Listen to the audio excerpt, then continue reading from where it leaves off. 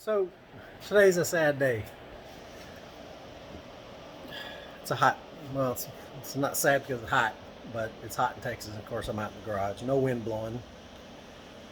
But it's a sad day because it's basically going to be, I'm starting to draw down, bringing a close to a part of my life. I mean, for the Saturn, I've been involved with Saturn since going back. My first was a 93, and I sprayed that. And at the time, sport compact car racing, like with the Hondas and stuff, was just getting started, and I was so enamored with it, man, because I had a V8 Camaro. I'd done all kinds of junk to it, and I just saw that that's the way the industry was going. That was going to be the new thing to do. And so as a result, I needed a good economical car. I had to get rid of back then, the Camaro wasn't worth anything. Of course, today I should have held on to it. But anyway, so I bought a Saturn 93. Didn't have any performance parts that I knew of, so I threw 50 shot of nitrous on it, a dry manifold kit. So I know I was the first one to do that. I had people reach out to me from up north who over time somehow became enemies of mine, and I don't know. But anyway, not to get in all that history, but just to say that from day one, I really was enamored with sport compact drag racing. Saturn was the brand I chose because I had been in the Army for 5 years in Germany. I came back, everyone's driving Asian cars, and I just, being super patriotic, I wanted an American car. And there wasn't anything, man. The Ford Probe GT had a Mazda engine in it. The Chevy, I forget what that was. That was a hunk of crap. Dodge K cars and all that stuff. So I was on my way to buy a Mitsubishi Eclipse GT, and I saw Saturn on the road. Never heard of them before. I'd just been in the States not that long. And I went over, bought one. And so from that point on, I was very elite. Had a lot of allegiance to the brand, and raced the guy one time in a Honda Civic down in Pasadena, Texas, and we pulled over and started talking. Turns out he owned a shop called SGP. Back in the day, they had a pretty successful shop, small shop. Mark Gost was his name, I think. But anyway, he handed me my first SPS catalog. Never heard of him. So I'm not saying I was the first to do anything to a Saturn. I know I was the first to spray, but clearly they had hot shot header, hot shot intake, Knology wires, Baru Silverstone plugs, and all this junk. So I bought everything I could and got in contact with John Comeski. He was pretty impressed with the nitrous spray and all. So we became somewhat, if not friends, good acquaintances. And so my love affair from there moved forward. So at one time, out of a real passion for the brand, out of a real passion to kind of be the import fighter, Kurt Gordon was in a Honda Civic, a red one. I remember he was spraying. He didn't have a turbo kit. And he was spraying into the tins. And I had hoped at one time to spray that deep. So I had just put on an individual port nitrous system on the car, was getting geared up to do that. And then all of a sudden I saw a turbo kit in turbo and high-tech performance, or was it or was it Super Street? I don't remember. Anyway, I bought the kit, and I can tell you for a few years it just kind of stymied me. But anyway, I didn't know turbos and all that was universal. I didn't know anything about turbos. I was a carburetor gas head. I had that Camaro before the Saturn, and so fast forward to now. The 95, I bought a 93 new, then I bought a 95, and I had basically brought that down for a straight up drag strip, and built a turbo motor for it, built a turbo, aluminum sheetrock intake, a sheet metal aluminum manifold for it, and blah, blah, blah. And I actually had my car taken out to Saturn Motorsports during that time I worked for them. And Jim Epler, who was the race director at the time, saw my setup, and he was actually more impressed with my setup than he was with the current Saturn Motorsport setup that they had, the four-door sedan, the original one. But anyway, that didn't work out, as you all may or may not know about Saturn Motorsports. But anyway, came back, and as kids, time, And then the sport pretty much dropped off the face of the earth and kind of yielded over to drifting and stuff like that. And it's still out there, obviously, but it just not like it was before. I mean, I saw some real promise there, and I don't know what happened. But at any rate, so this 95 that I brought down for drag racing and stuff like that, I've held on to it with the hopes that one day I might be able to do something with it. But as time keeps getting further on my joints, and I mean, I'm 53, man, I just can't take on another big deal like that. I don't have a truck to pull a trailer and hit the circuit, and no matter how small, I try to keep it. But in the end, I decided that I can't hold on to it no longer. It would be different if Saturn was still around. It would be different if there was tens of thousands of these things on the road, because I would keep it. 100% I'd keep it, and I'd just put it back to street.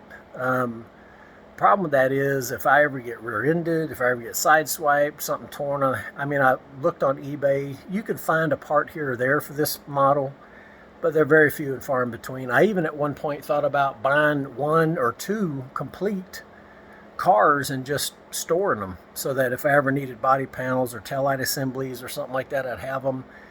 But man, can you imagine? So it's just a brand that's gone, and there's nothing I can do about it. I'd love to hold on to these things, but I can't.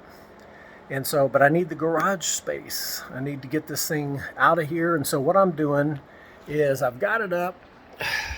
I'm actually,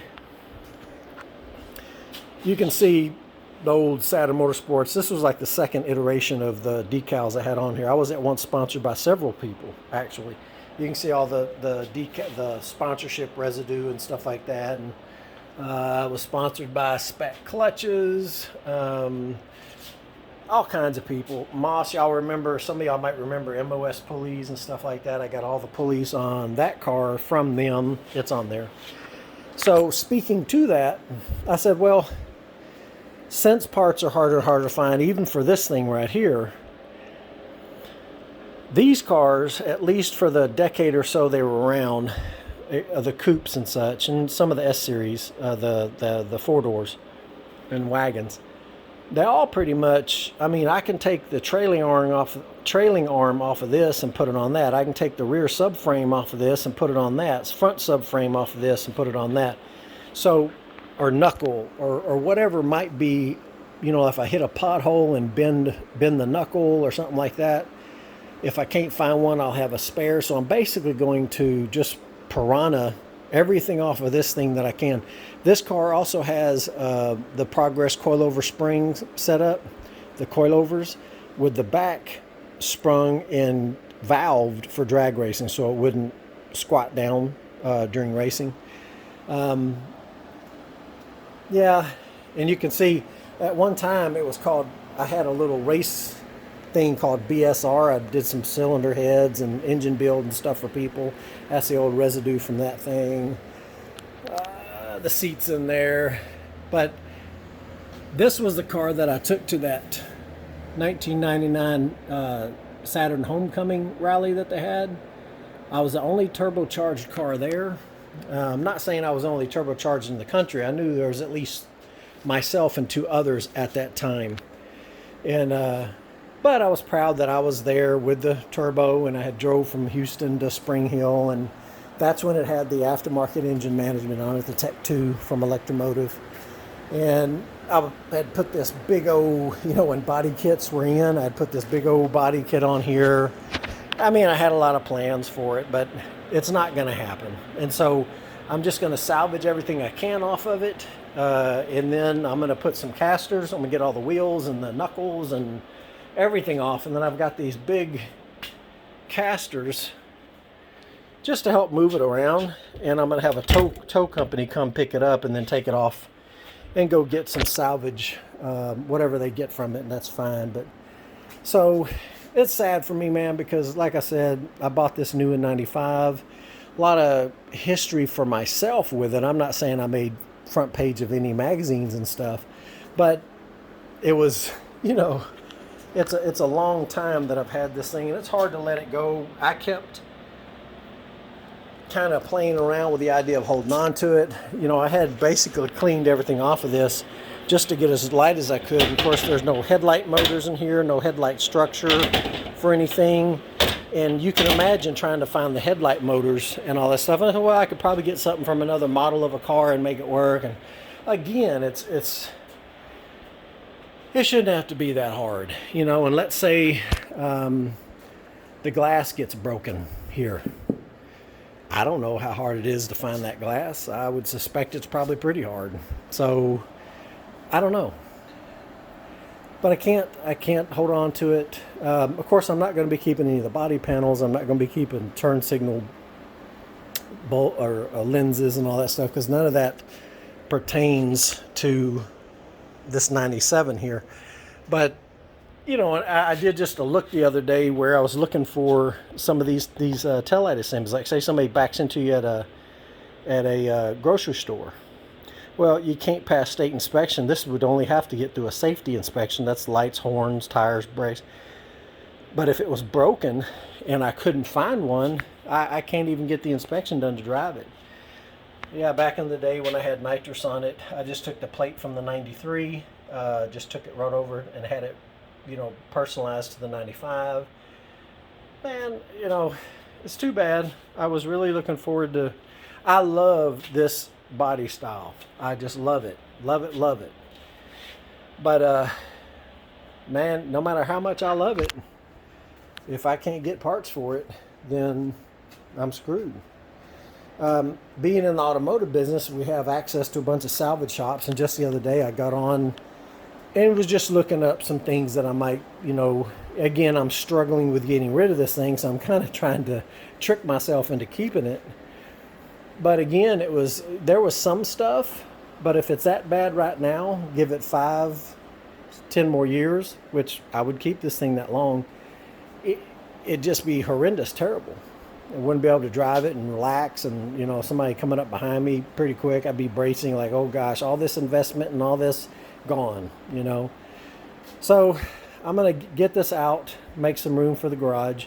So like I said, salvage everything that I can, and say goodbye. I'm going to be sad. I want to share with you guys also, I went ahead and bought this. It's called the Quick Jack. And it's a portable little jacking system. You know, again, for my age and my joints and all this stuff, I need a little bit something easier to get the car up with. And in my mind, I mean, I've had it up a few times now. It gets up quick, it comes down quick, and it can go higher than that even. I don't have the high blocks on it right now. I've been struggling with a noise back here. It was there before I changed over the turbo. It's like a knocking noise. It's only during acceleration.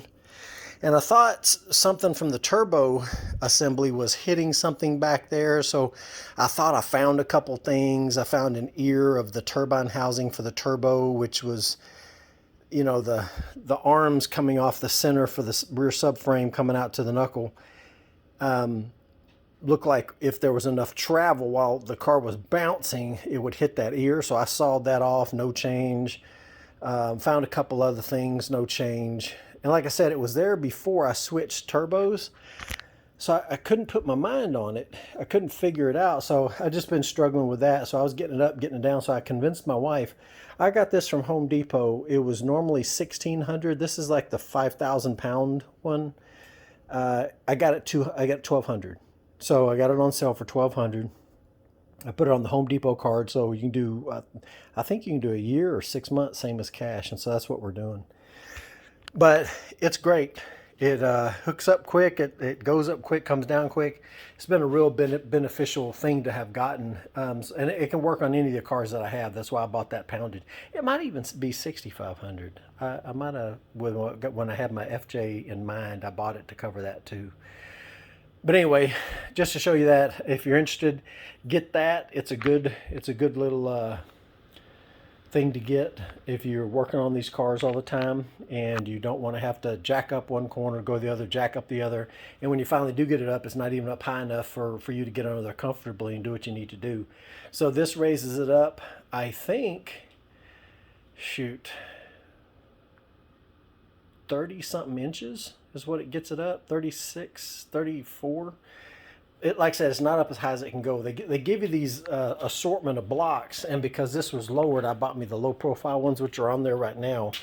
But you can combine, this is a tall block with a kind of a not so tall block. They say you can combine at least two together. So it would be even, what, that much taller. That's a good 5 inches right there probably. So another 5 inches up. It's a good thing. Good and safe. Made by a quality company. I don't feel scared getting up underneath there and stuff like that. It has security locks and things like that on the side. So just kind of a point to mention. Out here, IFO Houston, one of the last ones. That's the only reason I'm out and not done yet. So I wanted to run it before this track closed down. Okay, update time. Where we're at now is the new turbo's on, as you know. I did that quick little run there. And that was taking it out for the first time, untested, and just driving it. And I did like the way the boost came on. And I think it's going to be perfect for what we're doing. And of course, if you remember, the goal in doing that was to get it to respond quicker. And then once I did that, go ahead and do some small things, get it to come down. We're going to put the UNICHIP on. I've been reading up more and more on that. I'm hoping it's not going to be a disappointment. We're going to try it. So boost did come on great. It feels strong, just where I want it. Again, we kind of talked about where boost is at right now. It's got 24-pound injectors, and I think I'm running 14, maybe, PSI. I don't know. We'll find out here in a second. And if you figure that fuel pressure, base fuel pressure, all that stuff, my fuel pressures are pretty high. So you saw earlier I installed a extinguisher just in case. So there'll be a little video in here about where we went to the track to try to run it at IFO in Houston. That was a big disappointment. Not because of the way the car ran, but because the car didn't get a chance to run. All these years I've been away, and I have a video that shows me running at the track without a helmet. They didn't say anything about it this time. Maybe it was because it was an event and it wasn't like just a strict test and tune Friday, Saturday night kind of thing. I don't know. But I got up to the, I got teched, was just going to do test and tune. I wasn't going to compete. I didn't even know what it would run. And get up to the burnout box, and the guy does this. And I said, And the quick story on that is when I was getting teched, I met the guy who heads up IFO and was just talking to him about where the sport has been, where it's going. And right behind him, I mean, literally like 5 feet behind him, was a sign that said, if you have a sunroof, convertible, blah, blah, blah, you have to have a helmet. And I said, oh, gosh, man, I don't have a helmet. And he said, oh, you'll be fine. So I wasn't worried about that. So we get up to the burnout box, and he does that. And, of course, what that guy says, go. It don't matter what the other guy says. So he ended up saying, where's your helmet at? And I said, well, the dude said I'd be fine. And nope. Oh, and plus you don't have pants on. I forgot about pants, yes. Anyway, so that was just a wasted trip out there. So anyway, I thought it was going to be the last event at Baytown, and apparently it's not. He informed me that in February it's coming back. So I'm not going to go to the Ennis one right now because I don't have to. I've got one more run here this year. Hopefully it will be a nice weather. It'd be cold, but hopefully it'll be nice. And I'm going to run it out there, just see what it can do. I don't know.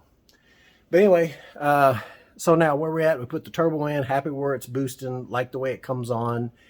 And it still comes on a little bit late, but that's okay, because remember, the goal is to run 20 pounds or higher. But I can't do that unless I put the larger injectors in, and I can't do that unless I put the UNICHIP in so I can control them. So those are just steps you got to wait and take. But in the meantime, I thought it'd be interesting just to kind of get you in the car, go with me like it did that one time, and just see how it comes on. I mean, it's much different than what it was before. So I'm going to show you that here in a second. I got the little GoPro hooked up in the back. We're going to hear the sights and sounds back there. And still, you'll see it doesn't have an exhaust on it. It dumps right out of the turbo. And I'm still going to go ahead and take the muffler that I have here, and we're going to cut these resonators out, put just straight pipe here, and then I'm going to transfer those resonators back to about the middle of the car, because I want the noise reduction so I can hear the turbo, but with these on, even though it just goes from the turbo right here and dumps right into here, I can't hear it that well. And for me, for the rear mount turbo, that's one of the things I love about it, that loud whistle. So anyway, maybe stupid to you, but to me, it's kind of part of the reason I did this thing. So anyway, we'll swap those, and I'll end up, just like I said, getting some. I hope the guy that worked on it last time's there. He's kind of a performance sport compact guy. He's a Subaru, real nice actually, Subaru wagon. But anyway, this thing here, I'm in the process of tearing it down. Every bit of this back here, I'm just going to drop the subframe out. So I got to disconnect the, I'm going to keep the brake lines and everything I'm keeping, because everything here can be used on the silver car. So I got to do it up here. And you see the Progress coilovers, those have never been used. I had a noise in the back here. Oops, I had a noise in the back here that I could not figure out. Come to find out, it is the struts. And so I'm going to take these off from back here, since they've never been used, and just swap them out. So there's a Progress. But anyway, so my baby, she's going down. We're going to haul her out of here so I can make some room, so I can finally kind of get some space inside here. And I know it's supposed to be a 4-car garage, but the Viper, I'm going to end up backing it in, and just above here, just above, there's a hoist system. So this thing is coming, just taking everything I can possibly take off of this and use it on the silver car in the future. And so everything's pretty much out of it. Got to get the booster and the cylinder off the master cylinder, get the rack out, drop the subframe up here, and Bob's your uncle. This thing's headed for scrap. Anyway, on the Viper, I'm going to be backing it in. I've got like a hoist system here, like you hang bikes with. And I'm going to go ahead and use it to hold up the hardtop on days I just want to cruise around with it being a roadster. Pardon my wife making noise. So yeah, going to have better use of it as on nice days to just go as a roadster. Pulled the old seat out, got the radiator, the fan, shifter, the e-brake handle, the old pump that was in there, the red and blue Aeromotive, let's call it a Kamikaze fuel pump. The old boost dependent regulators in there, so all kinds of junk. All right, so we're going to start up cold.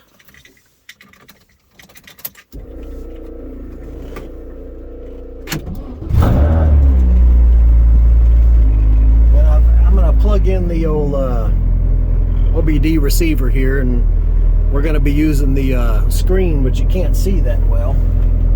Right, you can't actually see it at all. And I'm just going to monitor the gauges on my the widescreen that's down here. You can't see it. And I've got you pretty close to me, so hopefully you can hear what I'm saying as I'm saying it while we're getting on it. But turn on the lights. So as you can see, if you look over here at the air-fuel ratio, it's 12:2, 12:1, 11.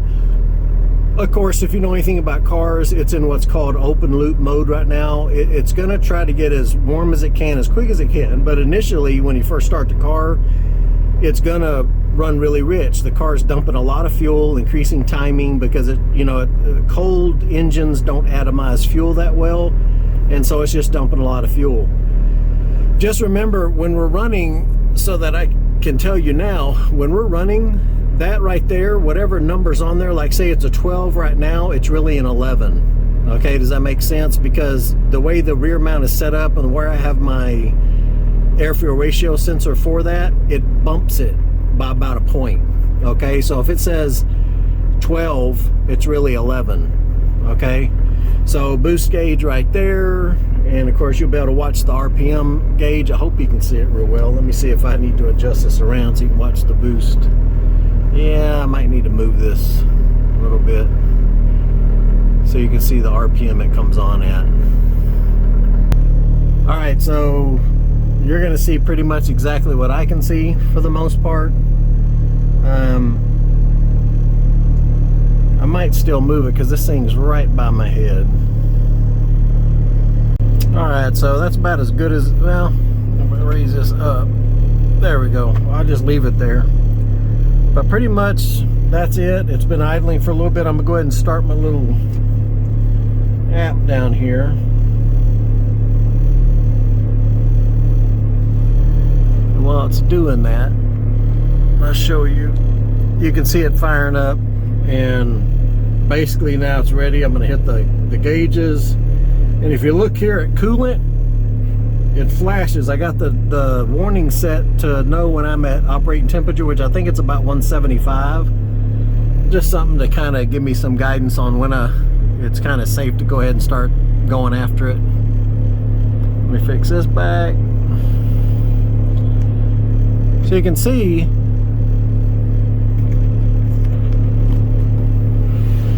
get this screwed in here tight.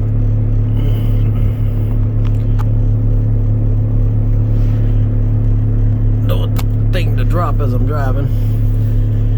So startup is good, but again, I've got the 24-pound injectors. If I put a larger injector in here, like a 34 something bigger, I know other guys have gotten away with it, but I don't know how. It just idles pig rich, and it just really horrible. But as you can see on the air fuel ratio right now, 13, 15, really it's 14, 13, 14, 14, 13, 14. So that's guidance.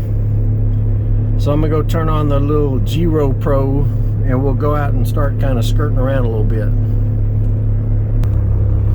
All right, GoPro's on. 141. Intake air temperature's at 80. And we're gonna go ahead and back on out of here.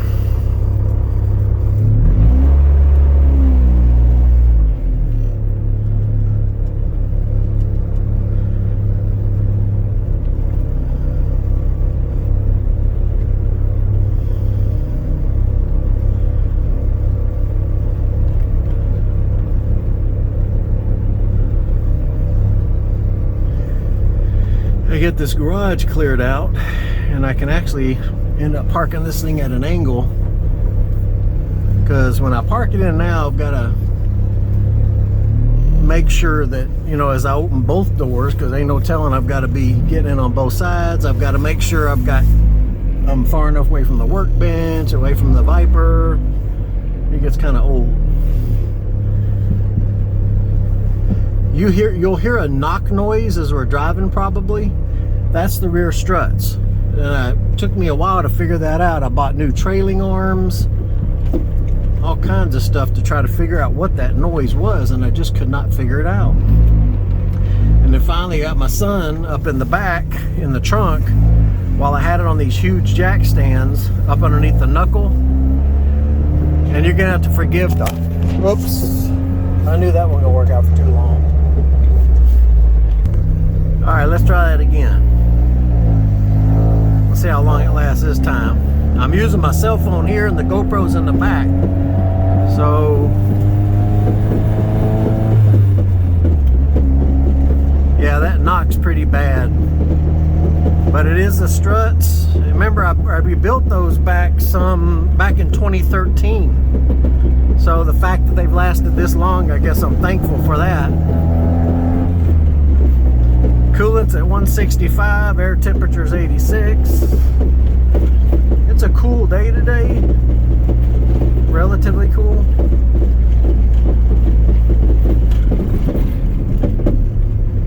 Halloween. It is Halloween.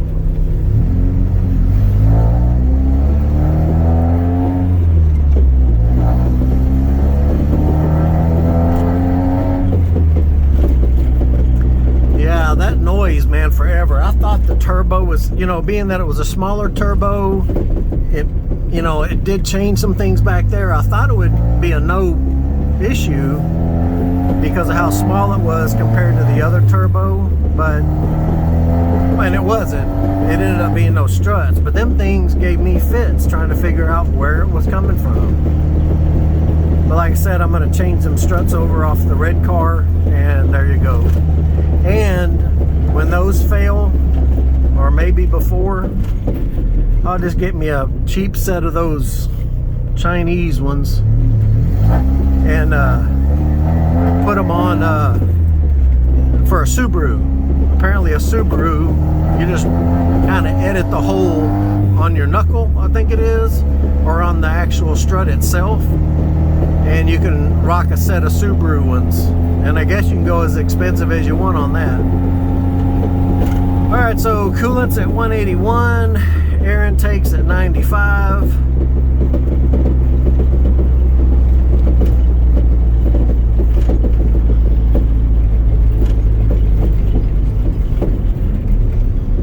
We'll be ready to rock here in a minute once I get down to this main road. And I don't remember what boost I'm running, honestly. I think I did turn it down so that I wouldn't have issues with the fuel pressure being so high. So we'll see. But the only concern I have obviously is the fuel pressure being high, because the air fuel ratio on this thing still tends to be, within range. So I'm not too worried about that. We're gonna go left.